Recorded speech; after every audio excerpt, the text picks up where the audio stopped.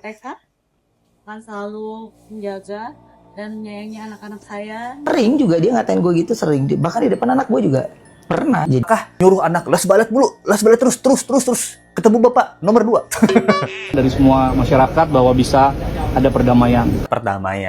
Nah, pertanyaan kita kan kemarin bilang mau bongkar. Baru aku buka semuanya 1, 2, 3, 4, 5, 6 udah.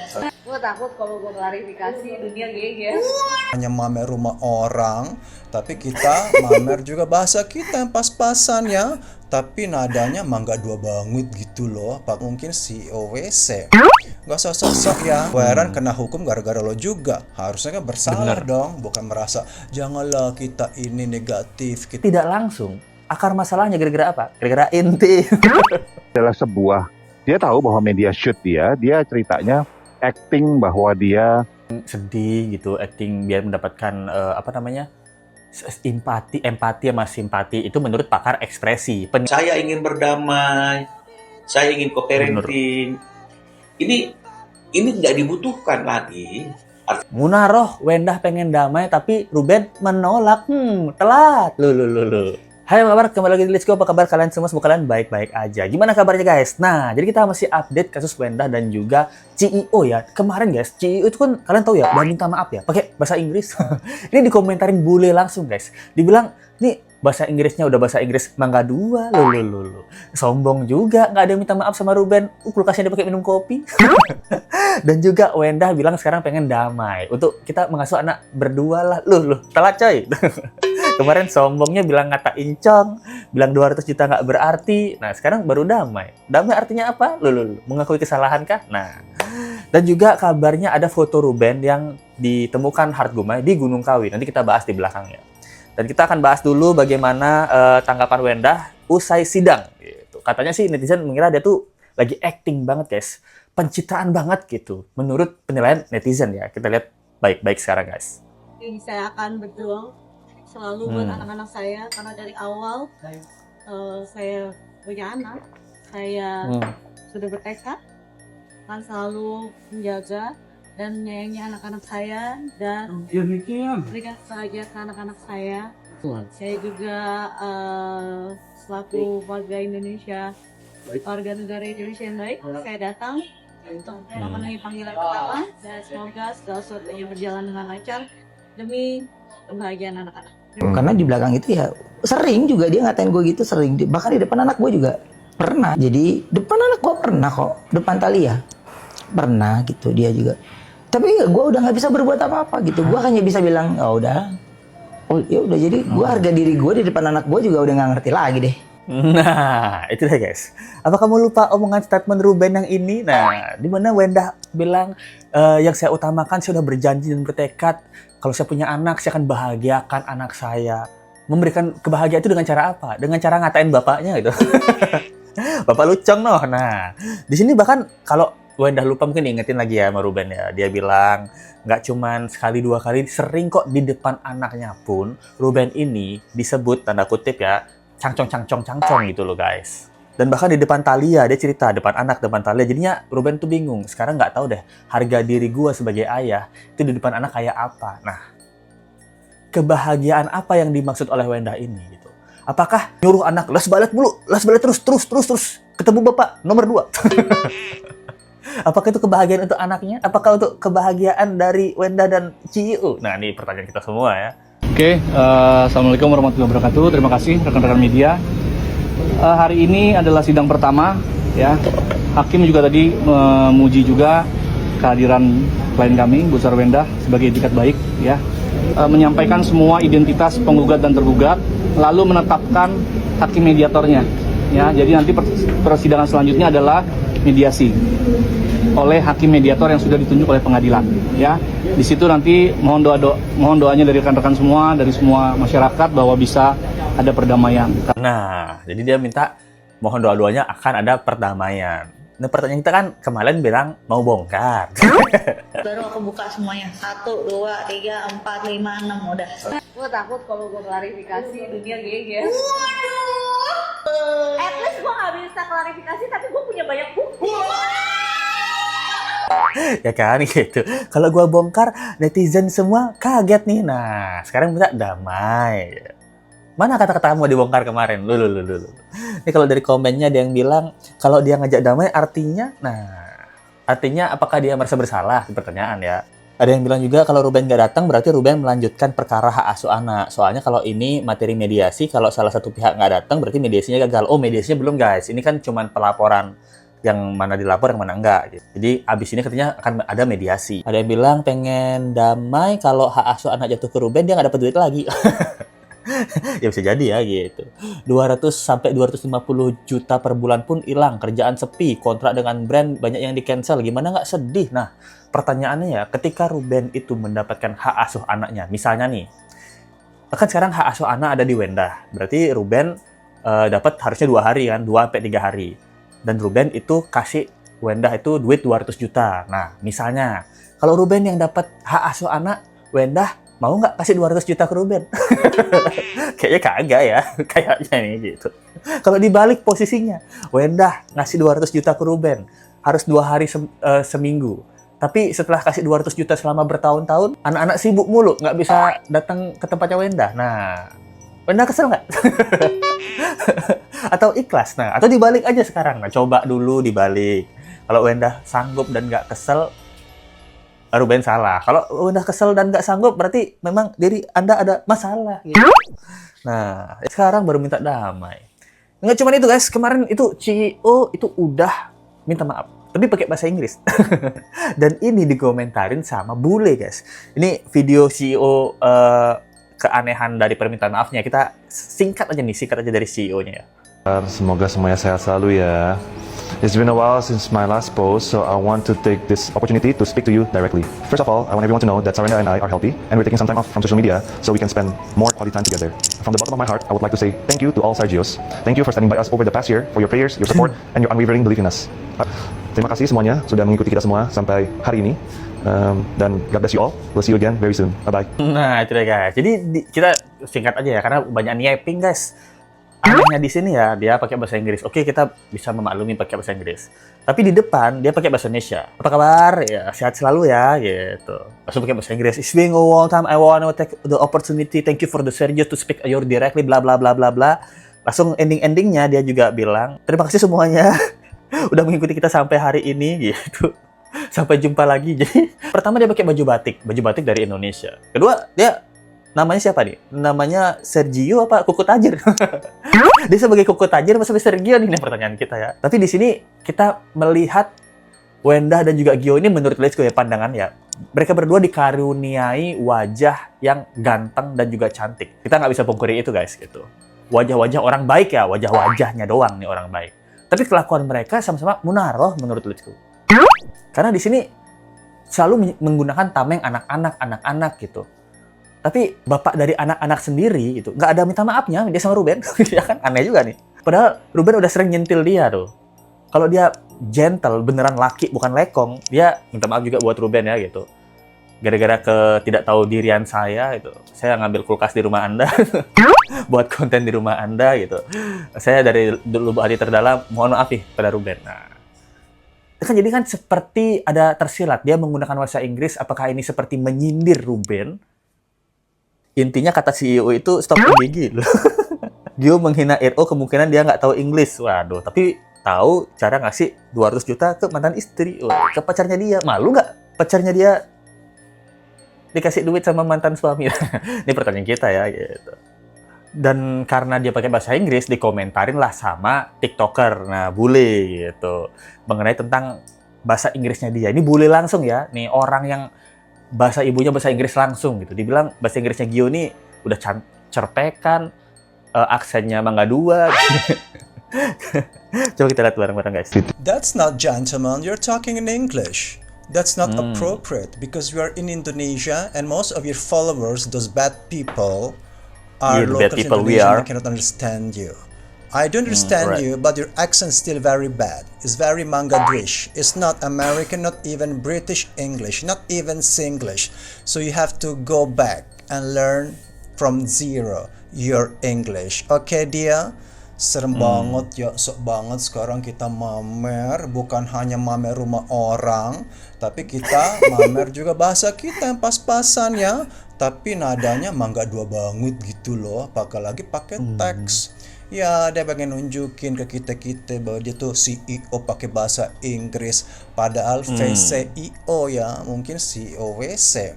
Gak usah sok-sok ya, dikira lo MO, Momo itu. Aku juga gak suka MO itu, Momo itu, yang artis itu, yang rapper-rapper yang dulu kan dia kan lahir di Puri Indah kan makan mie babi, terus sekarang jadi terkenal dia itu pakai bahasa Inggris, gaulnya di Hollywood ya, tapi dia lupa ya, dia jongkok di Mangga 2 di Puri Indah di Kebon Jeruk, sekarang dia itu sok-sok pakai bahasa Inggris. Udahlah, nggak usah ngomong-ngomong hukum-hukum juga, toh si Saweran kena hukum gara-gara lo juga, harusnya kan bersalah dong, bukan merasa janganlah kita ini negatif, kita menyebarkan positif. Nggak ada yang positif. Sampai itu ya, Mas Anjas saja ketakutan filmnya nggak laku, sampai diturunin foto Mukelo itu. Karena apa? Takut nggak laku. Blunder, dia capek-capek puluhan tahun dah yoga, sekarang sekali bikin film zong, kasihan loh dia. Makanya lain kali jadi orang low profile, jangan menyombongkan diri, tapi tetap sombong sekarang ya, pakai bahasa Inggris segala, pengen viral, udah nggak laku lah. Oh, mau jadi bahasa Inggris guru, ngelamar aja di IF, English First, tapi kayaknya nggak lolos deh, nadanya mangga dua banget gitu loh. Mantap. Roastingan Om Bule mantep banget ya gitu. Jadi ya dia bilang, ya nadanya mangga dua banget, aksennya ya. Jadi let's go ya, masalah aksen kan masalah personal ya, aksen ya. Tapi dia bener, dia pakai teks gitu. Karena kalau kalian lihat video fullnya, dia baca beberapa teks gitu. Dan juga ini terlalu sombong ya gitu. Maksudnya se-Inggris-Inggrisnya kamu, semangga dua kamu di Indonesia, let's go yakin, apalagi seumuran Gio ya, pasti pernah BAB pakai WC jongkok. Jangan sok. Kalau kita di Indonesia pasti pernah BAB pakai WC jongkok. Nah, tapi memang Lesko banyak banget beberapa part yang setuju sama Om Bule ya, dimana dia bilang ini mau humble apa mau sombong. Kita nggak pernah ada humble-humblenya. Cuma kita bisa melihat sombong-sombongnya doang. Terus di sini juga Om Bule ngasih poin bahwa ini semua juga gara-gara lu gitu. Masalahnya satu, filmnya Anjas Mara gitu. Film apa Bunga di Tepi Jurang itu gagal gara-gara apa? Gara-gara kasus lu. Sarwendah, nah dihujat, diduga kan dihujat ya. Gara-gara apa? Gara-gara kelakuan kalian yang di live itu terlalu senonoh gitu, sangean. Sangat ngerasa berduaan. Nah, terus apa lagi gitu. Hak asuh anak ini jadi keributan gara-gara apa? Gara-gara perlakuan si pacarnya Wendah ini yang menurut Ruben itu sangat keterlaluan, melebihi batas dari seorang pacar. Nyuruh anaknya mijit-mijit dia, manggil daddy, terlalu physical touch gitu. Mantengin Ruben waktu ketemu anaknya gitu. Terlalu berlebihan lah. Habis itu live kerja dan pakai fasilitas yang Ruben berikan di rumah itu untuk anaknya, dipakai konten sama dia. Sebenarnya, secara tidak langsung, akar masalahnya gara-gara apa? Gara-gara inti. Itu guys gitu. Tapi yang kita lihat sekali lagi, tidak ada permintaan maaf dari CEO ini untuk siapa? Untuk Ruben, untuk Wendah, untuk anak-anaknya. Sebenarnya tanda kutip Ruben itu udah menyentil Gio ini berapa kali gitu di postingannya Ruben ya. Lihat aja, Ruben itu nggak pernah nyentil Wendah loh gitu. Bilang Wendah ini itu nggak pernah dia. Tapi dia nyentil orang-orang kayak siapa? Kayak Amanda, kayak Wendy gitu, kayak Gio juga. Nah, tapi mereka yang disentil ini tidak pernah meminta maaf secara langsung ke Ruben. Artinya apa? Artinya sombong. Ya tapi sekali lagi, mereka diberkati dengan ya harta diberkati, wajah seperti orang baik diberkati juga gitu. Emang wajah-wajah kita kan wajah-wajah kriminal ya, wajah-wajah copet nih. Walaupun hatinya baik, tapi wajah copet. Keren. Om Bule keren. Nah, Ketika dia sedang menunggu, duduk, kemudian hanya main tangannya dia, hanya kemudian memandang satu arah. Ini adalah sebuah, dia tahu bahwa media shoot dia ceritanya acting bahwa dia sedang berada dalam konteks yang lagi banyak pikiran, seperti itu juga bisa. Kelihatan sih, Sarwenda kayak kebingungan sendiri pas nunggu masuk ruang sidang. Wajahnya lesu dengan tatapan kosong. Kelihatan serba salah, ada kalanya topang dagu, ekspresi berikutnya melipat tangan di depan dada. Wah, nah itu deh guys. Jadi pakar ekspresi juga mengatakan bahwa Wenda ini kayaknya acting sedih gitu, acting biar mendapatkan empati sama simpati. Itu menurut pakar ekspresi, penilaian dari pakar ekspresi. Ya kan kita bisa menilai orang dari ekspresinya kan, tapi hatinya kita nggak tahu. Soalnya dari statement-statementnya Ruben juga, netizen ini mulai ngerasa bahwa muka polosnya Wenda itu di belakangnya itu beda banget guys. Apalagi dengan dugaan pergunung kawian, pesugihan, kan? Dengan omongan jelek, cangcong-cangcong ke mantan suami gitu. Pakai daster gitu, kayak orang sederhana, cuci baju di penggilesan, tapi waktu buat rumah minta sama Ruben, harganya miliaran gitu. berbeda banget gitu loh guys gitu. Banyak yang bilang juga kalau aku sih yes acting gitu, dia itu acting soalnya banyak yang videoin, nah kata netizen. Sedang berpikir 200 juta, jangan pergi gitu. Gimana nggak gelisah? 200 juta bakal di stop gitu. Kalau Ruben menang hak asuh, waduh. Masalahnya kan bapaknya baik guys. Bapaknya itu bukan pemabuk, bukan KDRT gitu loh. Memang seperti apa yang dia katakan, anak-anak itu berada di tangan yang tepat dan dia itu memikirkan hal-hal yang berkaitan dengan masalah kepentingan anak, maka tidak akan pernah ada gugatan ini. Tapi kan itu tidak dilakukan. Sekarang setelah ada gugatan, dia mengatakan bahwa saya ingin berdamai, saya ingin co-parenting. Ini tidak dibutuhkan lagi. Artinya itu kita tidak butuh 1000 kata, karena 1000 kata itu tidak akan bisa mengalahkan satu perbuatan baik. Jadi artinya saya akan lebih menghargai, Ruben akan lebih menghargai tanpa berkata-kata, tapi anak-anak kemudian diserahkan untuk bisa berkumpul bersama dengan ayahnya 2-3 hari dalam seminggu. Menata kembali artinya apa yang perlu ditata? Karena nggak ada yang perlu ditata, semuanya sudah bagus.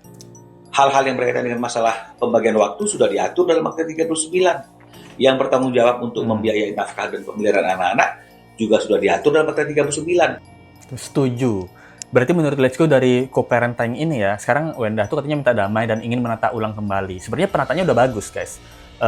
Ruben ngasih nafkah, udah bagus. 75 juta, 150 juta, 200 juta per bulan, udah bagus.